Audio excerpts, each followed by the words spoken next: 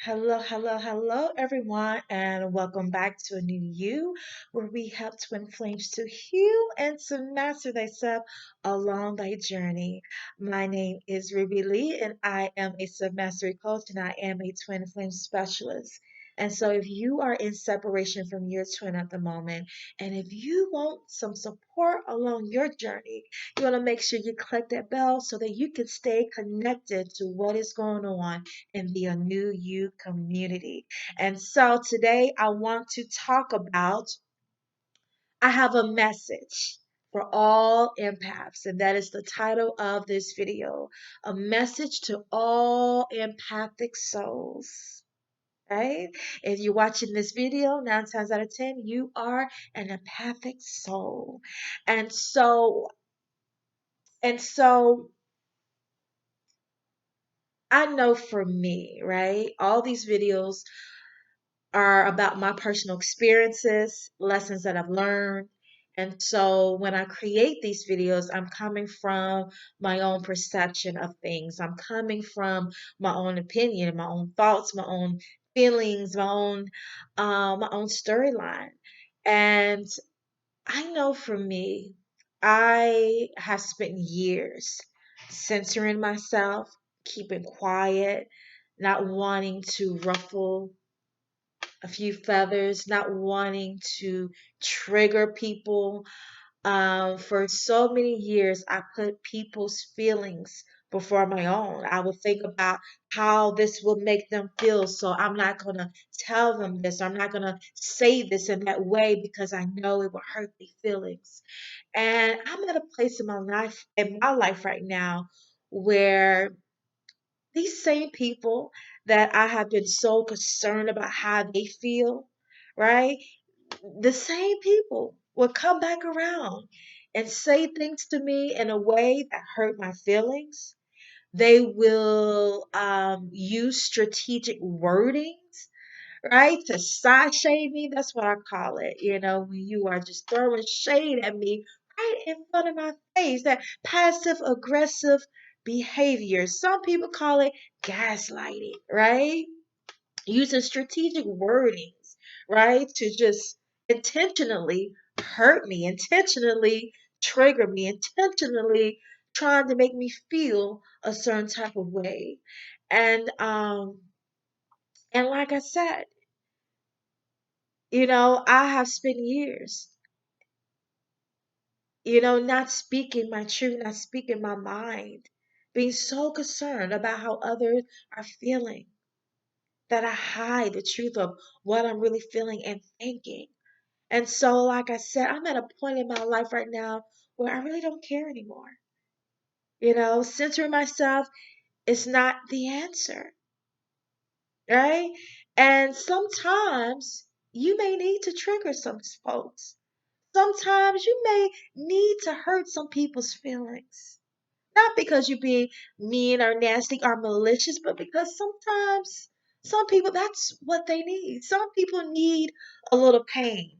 Some people need to feel a little pain, need to feel a little hurt, right?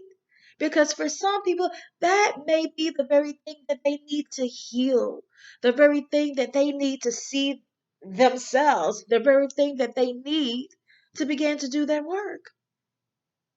But if you are being inauthentic, holding back, being so concerned about how they feel and what they think, and you're not being honest, you're not being true, then how is that helping them in any type of way?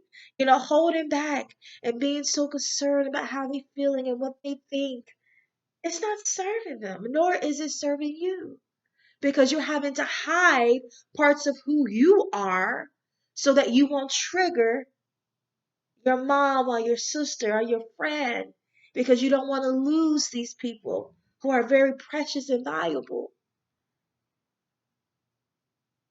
But what expense is it costing you to hold on to yourself, to hold on to your truth because you're afraid of losing people? You're afraid of ruining relationships. And if you can't be your true, authentic self around the people that are in your inner circle, then they don't need to be around you. And you don't need to be around them.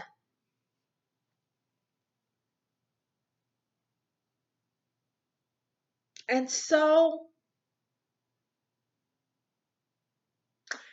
yeah, so just think about that, you know?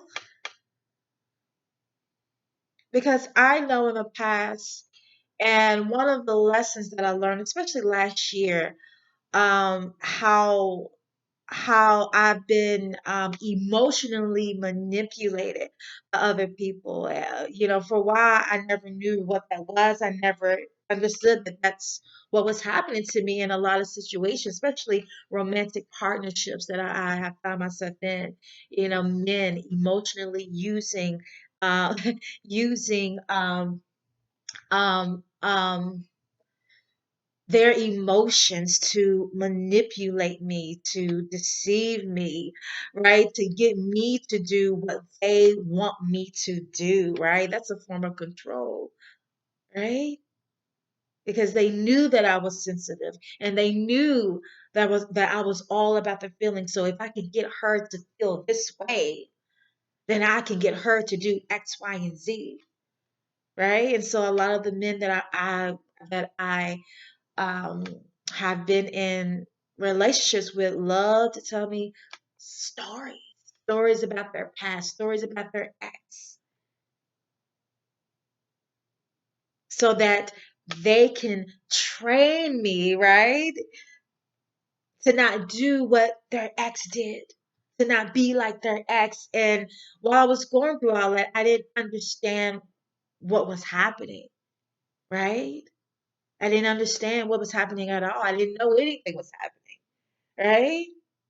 But now being on the other side of things, I'm able to see how people have in the past have emotionally manipulated me to do what they wanted me to do.